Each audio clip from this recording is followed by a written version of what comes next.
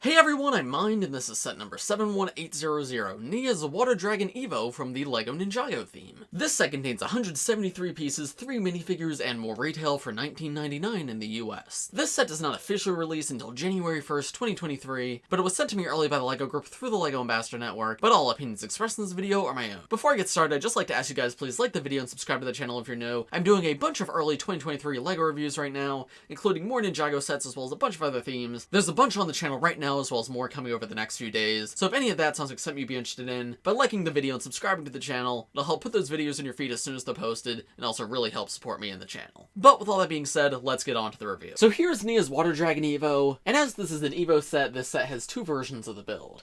There is the base version, and then the evolved EVO version. Now this is the evolved version of the build, meaning it's the full version that has all the different pieces on it, but I will show you the unevolved version later in this video. Now the fact that this set exists at all is super exciting, because with the existence of this set, that means now we have a core dragon for every single ninja. Now Lloyd's and Zane's are a little bit bigger than the others, but that doesn't even bother me. I'm just happy they're all finally here. So let's take a look at this one up a little bit closer. Starting at the head, it's done similarly to Nia's dragon from Seabound. However, I feel like it is different enough, which I do appreciate.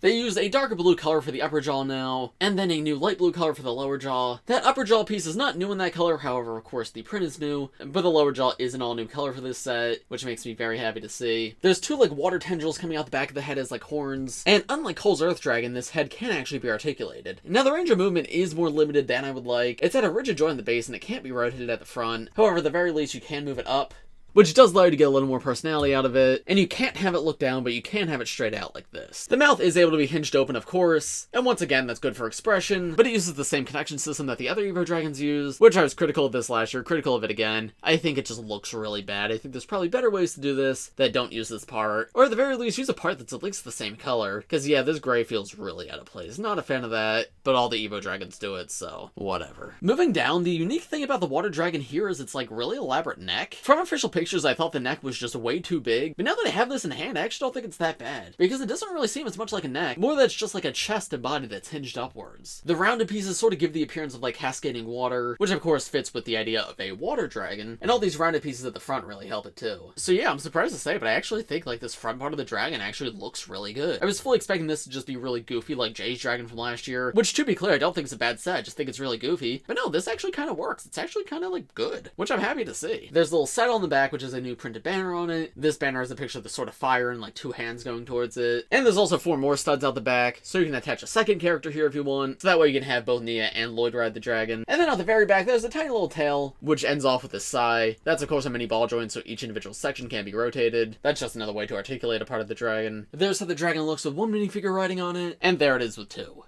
Now come to the dragon's legs. These front legs are done very similarly to Jay's dragon and Kai's dragon from last year. They use the EVO joints, though they are in an all-new color for this set, this lighter blue color. You guys know I love my EVO pieces, so let me know if you have any ideas as to what else these could be used for. Any characters I can make a mech for? Let me know if you have any ideas in the comments. But yeah, they work well enough here. They make it easy to pose the dragon, and I do think they look good. And then they have the golden EVO armor on top, as well as these giant gold blades that come out as sort of like fins in the back. Feet very simple, they just have these claws coming out the front, and I do like these rounded tiles as pads at the bottom. And then the back legs unfortunately do not use the same EVO joints. However, it kind of makes them look better, honestly. The legs are a bit shorter back here, but they're also thicker. They use this darker blue color, and there's not a ton to them, but I do like the dark blue on top and white at the bottom. Just creates a nice look, and also matches with the rest of the dragon's body. And then there's different feet on the back of the dragon, but very simple build. I mean, you can see literally every part used in it right there. I think it looks good, though. Because it is such a small dragon without any joints or anything, this guy's pretty easy to pose. So, for example, you can have the legs spread out like this, more of a walking pose like this, and of course, the mom I threw up pose. However, unfortunately, the head cannot hinge down, so it's stuck permanently looking up in the air. But I think that's about all I have to show you for the fully evolved version of this dragon. Overall, I think it's pretty good.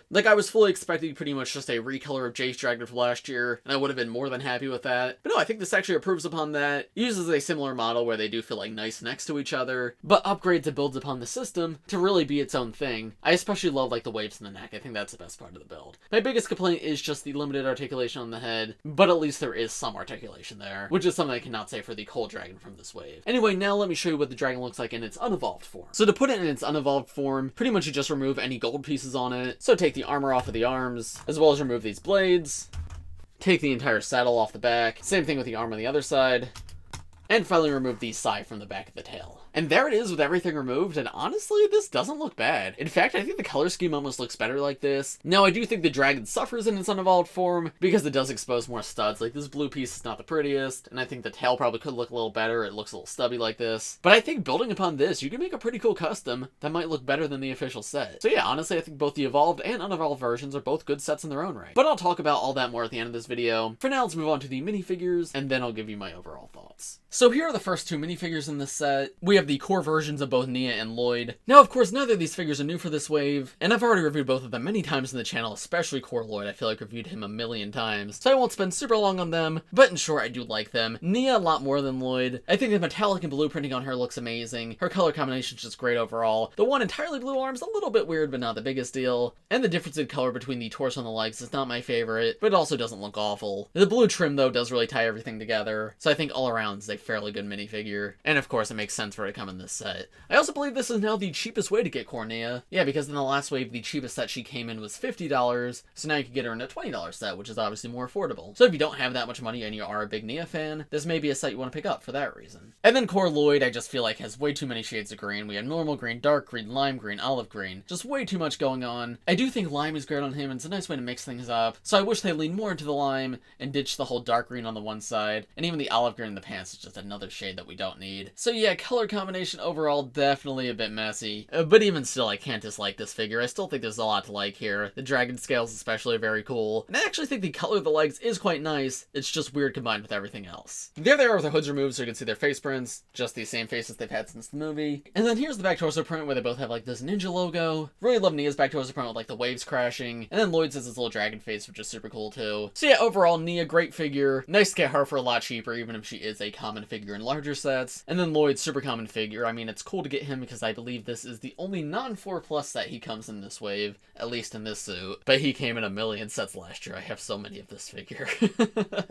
And then here is the final minifigure in this set, Bone Guard. Now this is the only set that Bone Guard officially comes in. However, in terms of pieces he uses, he's sort of just an amalgam of some of the other bone villains. However, the cool thing about him is this back attachment. Now all the sets this wave include this pack of bone weapons, and this guy uses most of them here. He doesn't use the size or like the helmet guard, but he's got like this elaborate back attachment which uses 2 of the swords and 2 of the scythes, which I think looks super cool. Those connected to like an outrider back attachment, so they can be articulated a little bit. You can move them back, move them forward. There's sort of like wings on him, which is very fun to imagine. And then as his accessory, he actually holds the bone shurikens, which I feel like are a little bit oversized, but I guess they still work. Torso print I think is very cool. I love the sort of mummy wrap around the neck, and the way that like silver armor transitions from the torso into the legs. The red chainmail at the top looks super cool too. Great face print of these guys, same face print that all the other bone villains have, but it's still a very good one. There's a better look at everything with that back attachment removed, and there's his back torso print, which I also think looks really nice. He's got some like red armor covering up a bit of his skeleton, and then more of that red chainmail surrounding it, and then there's like more of those mummy wraps at the top. So yeah, despite being just another one of the generic bad guys this wave, I think this one's pretty great. And so, what are my overall thoughts on this set? I honestly think this set's really solid for $20. I'm happy Nia's getting a set, because Nia gets sets very infrequently, and as I mentioned earlier in this video, I'm really glad that we now have a core dragon for every single ninja. Is this a must-have set? No, definitely not. If you're someone who like mostly buys stuff for minifigures, there's not really that many interesting minifigures here. I mean, the bad guy's cool, I do like the back attachment, but nobody here is exclusive in any way. And this build is goofy, definitely made for younger kids, but I still think it's good. It definitely improves upon the models set by the J Dragon and Kai Dragon from last year, and I feel like the color scheme also really helps it stand out in a collection. So yeah, 100% I would recommend this set. Not for everyone, and probably an easy one to pass up on if you just don't have any interest in it. But yeah, if you like the idea and you have the money, it's only $20. I think you should pick it up, because it's also a pretty good price. 3 minifigures, nearly 200 pieces. Yeah, that's a $20 set. If it was any cheaper, it would have been a really good deal. But those are just my thoughts. Let me know what you guys think of this set in the comments below. As I mentioned at the beginning of this video, I have a bunch of other 2023 reviews, both on the channel right now and coming to the channel very soon. So make sure to like the video and subscribe if you want to see those. That'll help put those videos in your feed and also really help support me and the channel. But as this one, I think is about all I have to say. So thanks for watching, everybody. I hope you all enjoyed, and I will see you in the next one. Bye!